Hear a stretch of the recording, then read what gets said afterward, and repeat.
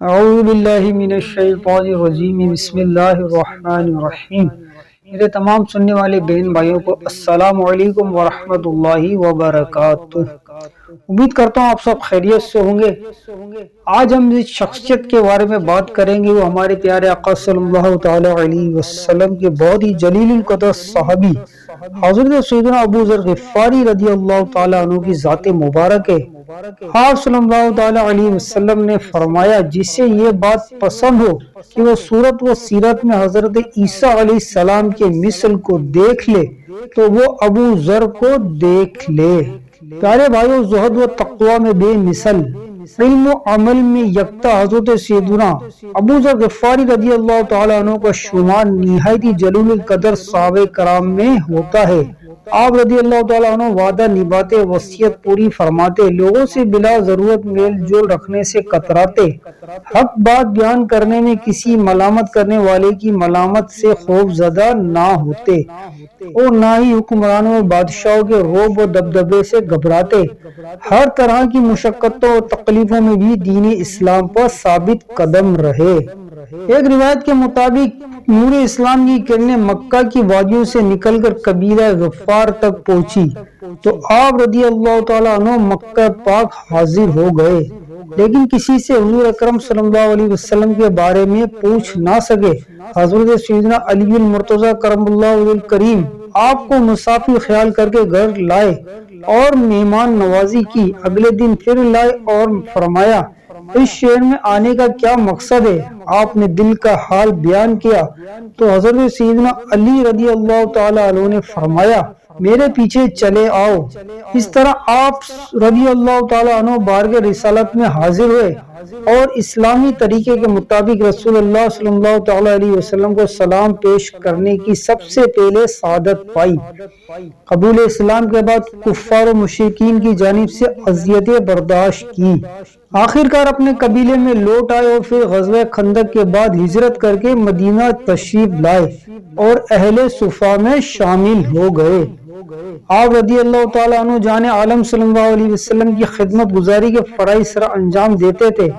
فارغ ہوتے تو مسجد میں آ جاتے اور یہیں آرام کرتے۔ رسول اللہ صلی اللہ علیہ وسلم سے ملاقات کا شرف پاتے تو سید عالم صلی اللہ علیہ وسلم آپ سے مصافحہ ضرور فرماتے۔ رحمت عالم صلی اللہ تعالی علیہ وسلم نے اپنے آخری لمحات میں آپ رضی اللہ تعالیٰ عنہ کو بلوایا اور بارگاہ نبی میں پہنچے تو والہانہ انداز میں اپنے محبوب آقا صلی اللہ تعالی علیہ وسلم کے اوپر جھک گئے۔ سید عالم صلی اللہ علیہ وسلم نے بھی آپ کا ہاتھ اپنے جسم اطہر کے ساتھ چمٹا لیا۔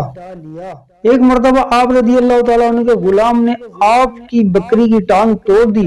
آپ رضی اللہ تعالیٰ عنہ نے وجہ پوچھی تو اس سے کہا، آپ کو غصہ دلانا چاہتا تھا تاکہ آپ مجھے مار کر گناہگار ہو۔ فرمایا، جس نے تمہیں اس بات پر ابھارا یعنی شیطان، میں اسے ناراض کروں گا۔ پھر آپ نے غلام کو آزاد فرما دیا۔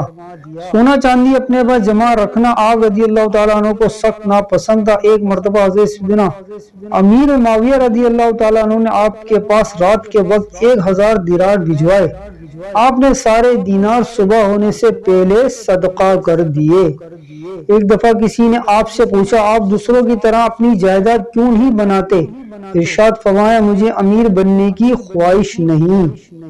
ایک شخص نے آپ رضی اللہ تعالیٰ عنہ کے پاس حاضر ہو کر کچھ مال پیش کیا تو آپ نے فرمایا، میرے پاس دودھ کے لیے ایک بکری، سواری کے لیے ایک گدھا، خدمت کے لیے بیوی ہے اور ایک چادر ضرورت سے زائد ہے، جس کی وجہ سے خوف زدہ ہوں کہ کہیں مجھ سے اس کا حساب نہ لیا جائے۔ ایک مرتبہ رحمت عالم صلی اللہ علیہ وسلم نے ارشاد فرمایا، اے ابو ذر، تم نیک آدمی ہو، عنقریب میرے بعد تم پر آزمائشیں آئے گی۔ آپ نے عرض کی، رائے خدا کی آزمائشیں؟ ارشاد فرمایا، رائے خدا میں۔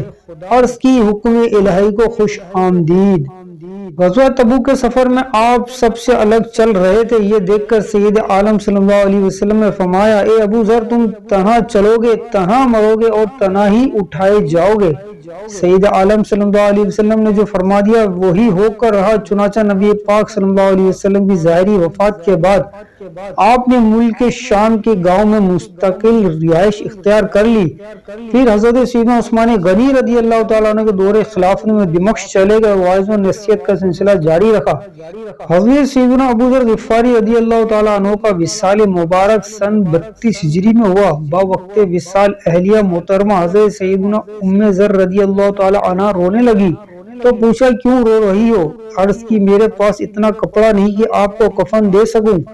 آپ نے فرمایا ایک مرتبہ ہم چند افراد سے حضور صلی اللہ علیہ وسلم نے ارشاد فرمایا تم لوگوں میں سے ایک شخص کی موت ویرانے میں ہوگی اور اس کے جنازے میں مسلمانوں کی ایک جماعت حاضر ہوگی۔ پھر آپ رضی اللہ تعالیٰ عنہ نے فرمایا اس وقت وہاں موجود تمام لوگ کسی نہ کسی شہر یا گاؤں میں انتقال کر چکے ہیں، اب میں ہی ان میں سب سے آخری ہوں اور مجھے یقین ہے کہ میں ہی وہ شخص ہوں، لہذا اب تم باہر جا کر دیکھو مسلمانوں کی کوئی نہ کوئی جماعت ضرور آتی ہوگی۔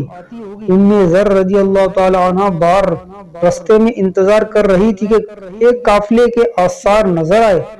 قافلہ قریب آیا تو ام ذر رضی اللہ تعالی عنہ نے فرمایا ایک مسلمان اپنی آخری سانسیں لے رہا ہے، تم اس کے کفن دفن کا بندوبست کرو۔ قافلے والوں نے پوچھا وہ کون ہے؟ فرمایا صحابی رسول حضرت ابو ذر غفاری رضی اللہ تعالی عنہ۔ یہ سنتے ہی قافلے والے بے چین و بے قرار ہو گئے اور بے تاباں آپ کے پاس پہنچے۔ آپ رضی اللہ تعالیٰ عنہ نے انہیں چند وصیتیں کی اور اپنی جان آفرین کے سپرد کر دی۔ ایک قول کے مطابق قافلے میں موجود صحابی رسول حضرت عبداللہ بن مسعود رضی اللہ تعالیٰ عنہ نے آپ رضی اللہ تعالیٰ عنہ کی نماز جنازہ پڑھائی۔ آپ رضی اللہ تعالیٰ عنہ نے 281 احادیث کے مہکتے پھول امت مسلمہ تک پہنچائے۔